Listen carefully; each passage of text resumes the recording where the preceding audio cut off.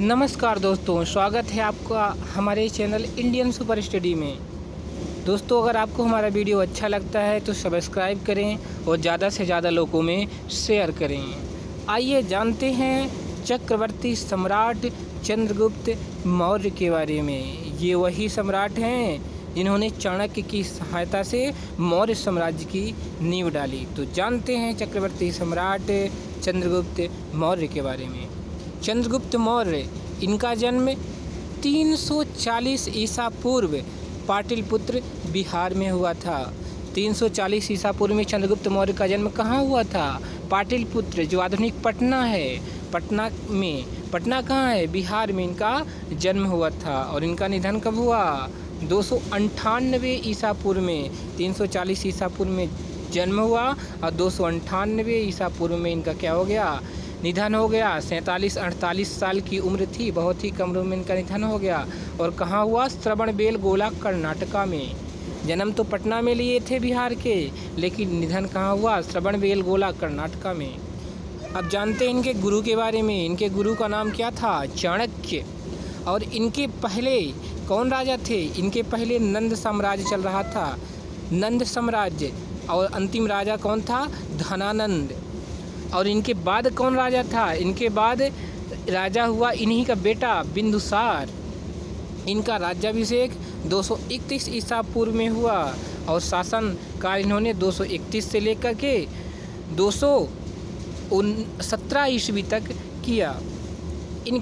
और ये जो है इंडिका नामक एक पुस्तक थी, जिसका लेखक कौन था? मेगास्थनीज। तो मेगास्थनीज ने इंडिका नामक पुस्तक में चंद्रगुप्त मौर्य के बारे में लिखा। और एक दूसरी पुस्तक थी मुद्रा राक्षस। इसे किसने लिखा? विशाख दत्त ने मुद्रा राक्षस लिखा। इसमें भी चंद्रगुप्त मौर्य के बारे में पता चलता है।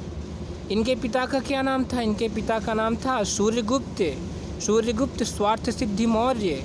इनके पिता का नाम सूर्यगुप्त था। इनकी दो पत्नी थी, दुर्धरा और हेलेना। और इनकी माता का क्या नाम था? मुरा। गुप्त मौर्य की माता का नाम मुरा था। चंद्रगुप्त मौर्य ये मौर्य वंश के संस्थापक हुए।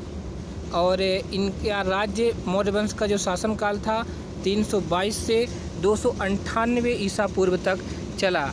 चाणक्य थे, इन्हें ही चाणक्य को दूसरा नाम विष्णुगुप्त कौटिल्य पंडित था। चाणक्य की सहायता से अंतिम जो नंद वंश का शासक था, कौन? धनानंद, को 322 ईसा पूर्व में मगध की गद्दी से हटा दिया और 322 ईसा पूर्व में स्वयं मगध की गद्दी पर बैठ गए और मौर्य वंश की नींव डाल ली। पाटलिपुत्र, आधुनिक पटना नाम है इसका। चंद्रगुप्त की क्या बनी? राजधानी बनी। चंद्रगुप्त मौर्य का साम्राज्य उत्तर पश्चिम में ईरान से लेकर पूर्व में बंगाल तक, कश्मीर व कर्नाटक तक फैला हुआ था। 303 ईस्वी में महान सिकंदर था, वो आ रहा था उस टाइम पे। तो 303 ईस्वी में सिकंदर की मृत्यु हो जाने के बाद उसका सेनापति सेल्यूकस, सिकंदर के सेनापति का क्या नाम था? Seleucus Nicator. ये क्या किया? सेल्यूकस और चंद्रगुप्त के बीच क्या हुआ? युद्ध हुआ। 303 में जब सिकंदर की मृत्यु हो गई तो उसका सेनापति सेल्यूकस और चंद्रगुप्त के बीच में युद्ध होता है। सेल्यूकस ने अपने राजपूत मेगास्थनीज को चंद्रगुप्त के दरबार में भेजा। मेगास्थनीज चंद्रगुप्त के दरबार में आया। यूनानी लेखकों ने पाटलिपुत्र